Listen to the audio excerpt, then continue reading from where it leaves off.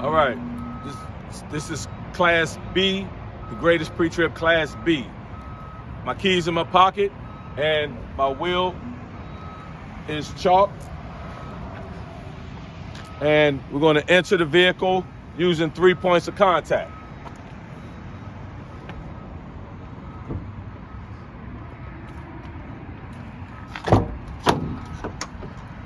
I'm entering with 3 points of contact. I'm with one hand on the handrail, 1 foot on the step, and 1 foot on the ground. And I enter the vehicle, 3 points of contact. And the very first thing that I want to do is, when you get in the vehicle, you want to have your keys ready now. And as soon as you get in, you want to put your seatbelt on. And you're saying that my seat and my seat belt properly locks. My belt is not frayed. And my mirrors are adjusted for me. And my mirror here. Then, my steering wheel has no more than 2 inches of play. Use the key, turning the key on using a safe start. My ABS light is here. And you want to say that my ABS light went out, it properly works. And I'm using a safe start to start the vehicle. So I have my heater coil here. So I'm waiting for that heater coil to go out on the dash. In some vehicles it'll say wait to start, or it'll say heater intake. So I'm letting this heater coil go out, and that means it's safe to start the vehicle. So now my city horn properly works. This truck does not have an air horn, so I'm not going to use an air horn. Now, so I'm going to start from left to right and work my way over.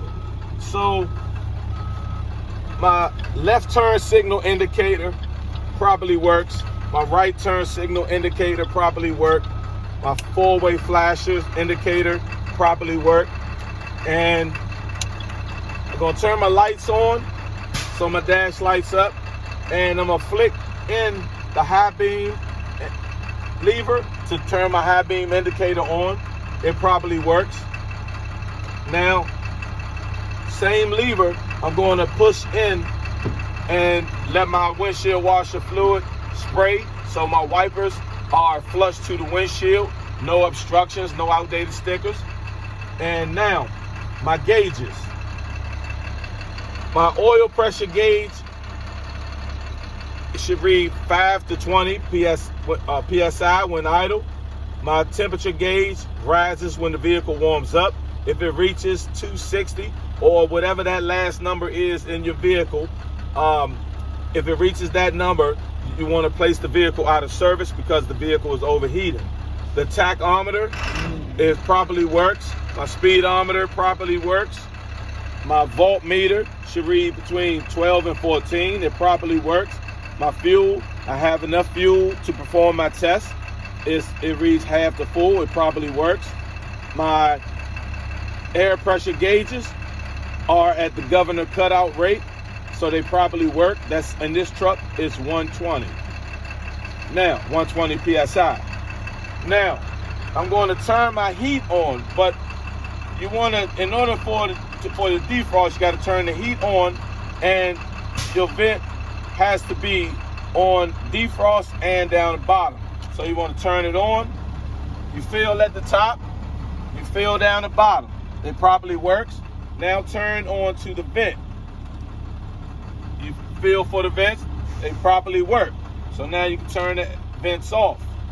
Now, I've reached the governor cutout rate, so now I'm getting ready to perform my air brake test. But one other thing, my map light, that properly works. And also inside, I have my emergency equipment. Fully charged ABC fire extinguisher, 3 reflective triangles and spare fuses. And now I'm ready to begin my air brake test. The first test that I'm going to perform is the tug test.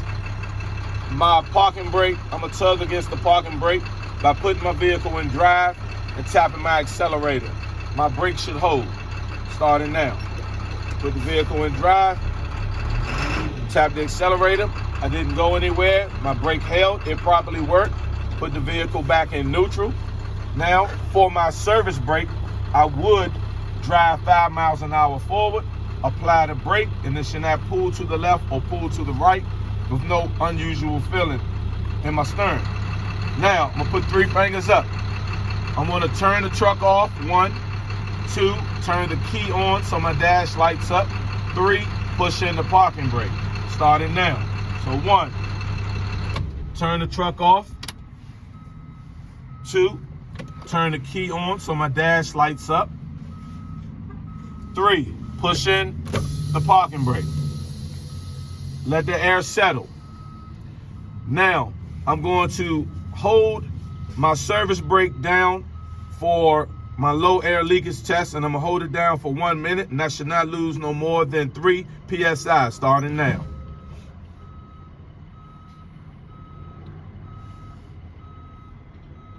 So I'm paying attention to my time, because you don't want to go over 1 minute, 60 seconds, like 62, 63, 64. You don't want to go over, and you don't want to go under neither, 57, 58, 59. So let's say a minute is up. Right now I'm at 30 seconds right now. For the sake of the time, you know you have to hold it down for 1 minute. So now I'm gonna move my foot, and I did not lose no more than 3 PSI.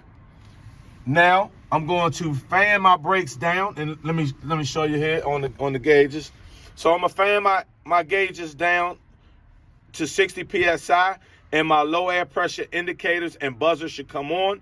And then I'll continue to fan down to 40 to 20 PSI, and my parking brake should pop out. Starting now.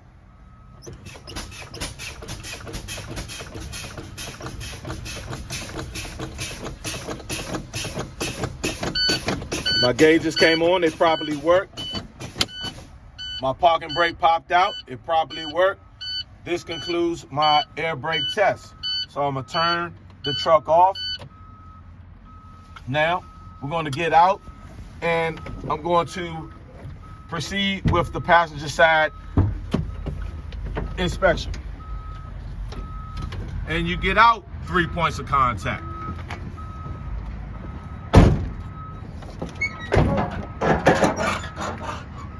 So now I'm going to come over. I'm going to start with my windshield washer fluid reservoir. Don't worry about that. It's not on the test. The radiator and the radiator hose is not cracked, not broken, and secure. No leaks. My hose, and I will inspect all the rest of my hoses the same way as I inspected my initial hose. The hose is not cracked, not broken, and secure, not dry rotted or frayed. No, and it's properly clamped with no leaks. Now, the bottom radiator hose go to the water pump, and you can come in.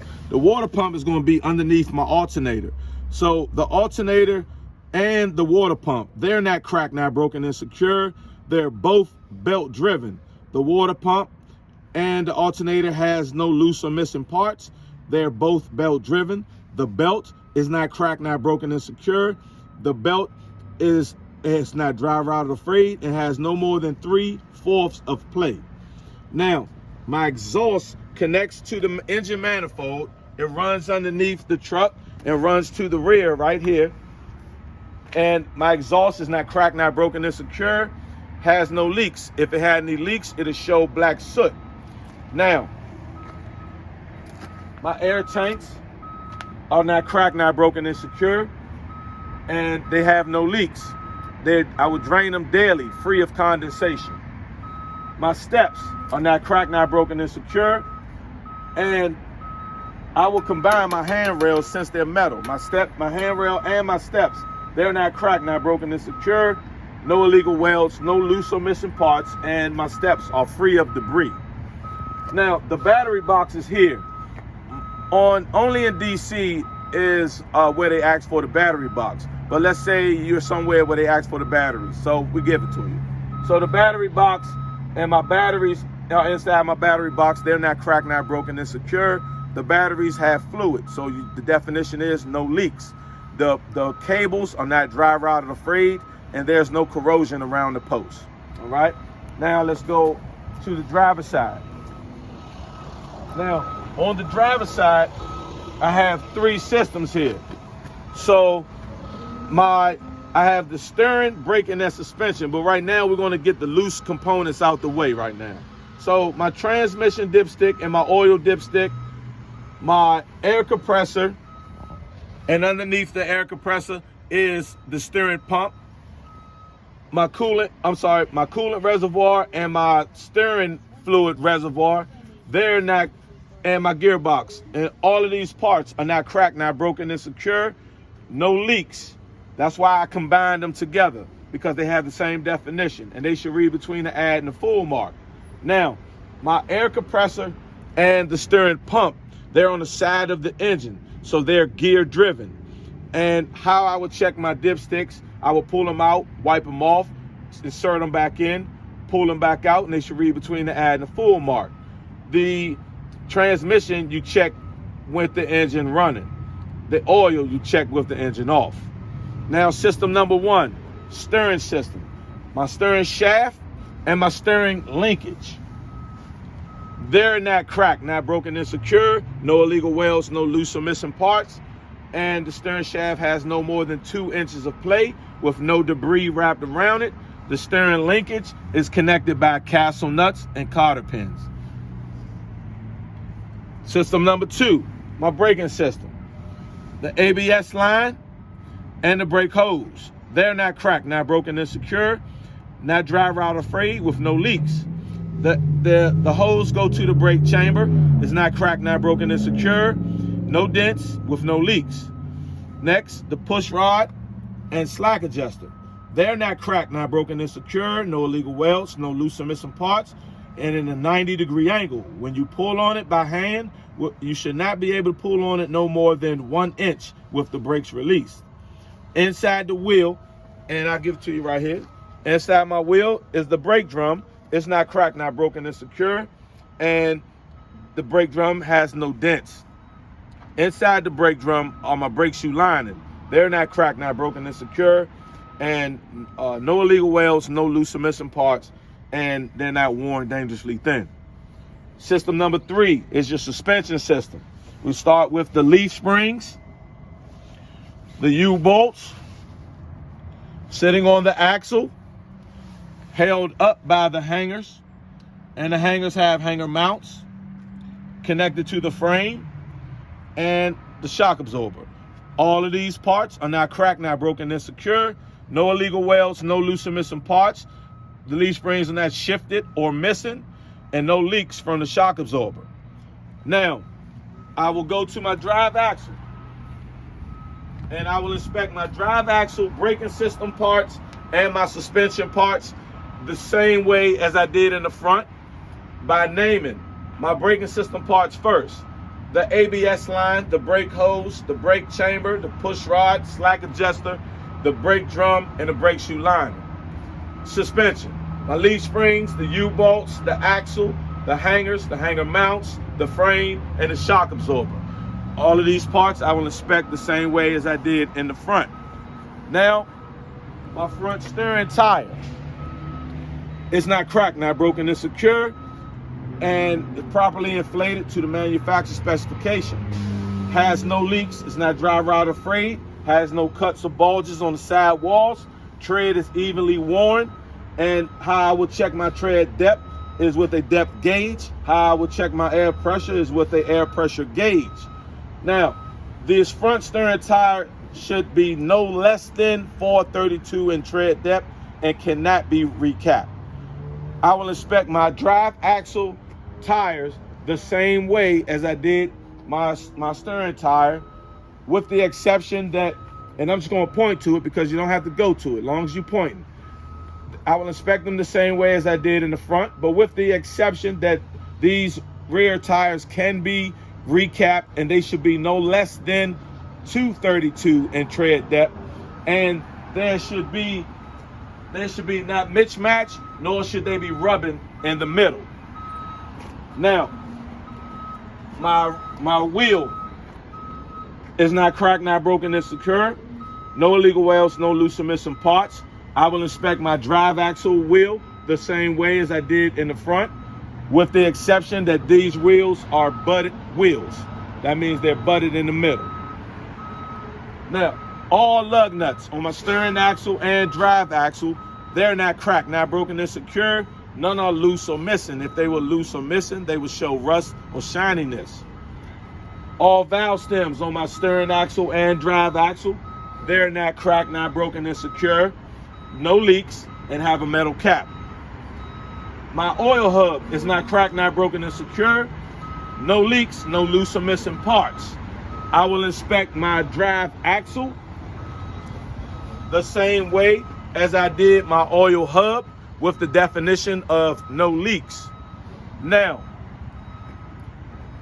since I'm right here, I'm gonna go ahead and just finish off. My DOT tape and reflectors, they're not cracked, not broken, and secure. They're clean and clear. Underneath the truck is the drive shaft. It's not cracked, not broken, and secure. And no debris, no illegal welds, no loose or missing parts, no debris wrapped around it. My fuel tank is not cracked, not broken, and secure. No leaks. Has a metal cap that's hand tight. The cap has a rubber seal and a metal chain. And the fuel tank is held up by metal and rubber straps. They're not cracked, not broken, and secure. And no illegal welds, no loose or missing parts. My door opens and closes properly. The door hinges are not cracked, not broken, and secure. No illegal welds, no loose or missing parts. The rubber seal around the door is not cracked, not broken, and secure, and not dry rot or frayed. Now, you come to the rear, I have my mud flaps. They're not cracked, not broken, and secure, not dry rot or frayed, and not dragging. My rear tailgate is not cracked, not broken, and secure, with the hinges, with no illegal welds, no loose or missing parts. The DOT bumper is not cracked, not broken, and secure, and no illegal welds, no loose or missing parts. My tag is securely mounted to the bumper with no outdated stickers. My tag light is white in color. My reverse light is white in color. And my brake lights and my left turn signal, my right turn signal, my four-way flashes are red in color. And the ID clearance lights are red in color. All of those parts are not cracked, not broken, and secure, and have no condensation. Now, they're red in the rear and amber in the front, my ID clearance lights, and I will inspect them here in the front the same way as I close up my hood.